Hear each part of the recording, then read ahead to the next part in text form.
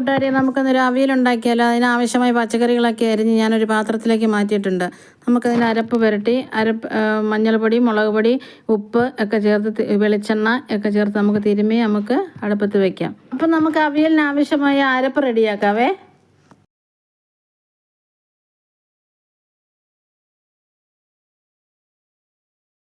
നമുക്ക് അരപ്പിനാവശ്യമായ ഒരു നുള്ള കടുക്, നല്ല ജീരകം 1 ടീസ്പൂൺ, പിന്നെ നമ്മൾക്ക് പച്ചമുളക്, നല്ല നാലല്ലി വെളുത്തുള്ളി, പിന്നെ ചുമന്നുള്ളി 4-5 പിന്നെ 2 പച്ചമുളക്, കരിവേപ്പില, തേങ്ങയൊക്കെ ഇട്ട് നമുക്ക് നന്നായിട്ട്, ഞാൻ മഞ്ഞൾപ്പൊടി ചേർത്തിട്ടുണ്ട്, അതുകൊണ്ട് ഞാൻ വീണ്ടും ചേർക്കുന്നില്ല. കഷ്ണങ്ങൾക്ക് ചേർത്താണ് വെച്ചിരിക്കുന്നത്, അതുകൊണ്ട് അരപ്പിന് ചേർക്കുന്നില്ല. അപ്പോൾ നമുക്കൊന്ന് അരച്ചെടുക്കാം.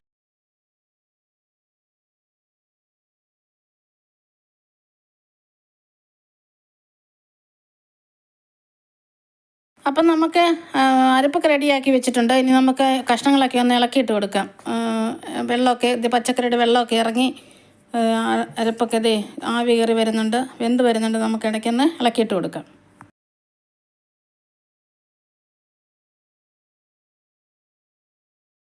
അപ്പോൾ അന്നിടയ്ക്കൊന്ന് നമുക്ക് ഇളക്കിയിട്ടിട്ട് നമുക്കത് അതിനിടയ്ക്ക് കൂട്ടുകാരെ, നമുക്ക് അവിയലിൻ്റെ കഷ്ണങ്ങളൊക്കെ ആവിയിൽ വെന്ത് വരുന്നുണ്ട്. നമുക്കതൊന്ന് അതിൻ്റെ വെള്ളമൊക്കെ ഇറങ്ങി നമുക്കൊന്ന് ഇളക്കിയിട്ട് കൊടുക്കാം. ഇടയ്ക്കൊന്ന് ഇളക്കിയിട്ട് കൊടുക്കണം.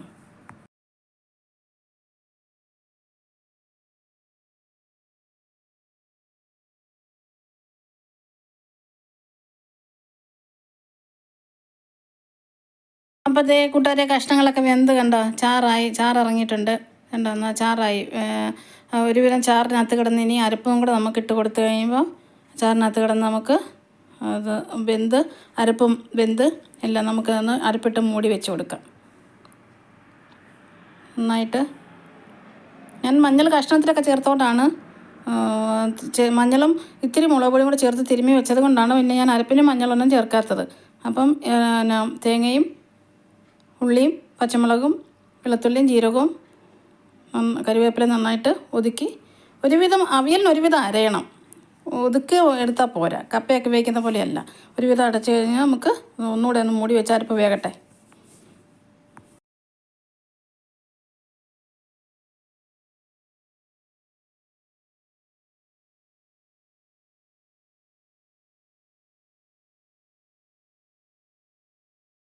ഹായ് കൂട്ടുകാരെ, നമുക്കിനി മൂടിയൊക്കെ തുറന്ന് നമുക്ക് അരപ്പൊക്കെ വെന്ത് നല്ല റെഡി ആയിട്ടുണ്ട്. നമുക്ക് നന്നായി ഇളക്കി അരപ്പ് ഒന്നും കൂടെ എല്ലായിടത്തും ഒക്കെ ആക്കി ഒരുവിധം ഒന്ന് മിക്സ് ചെയ്ത്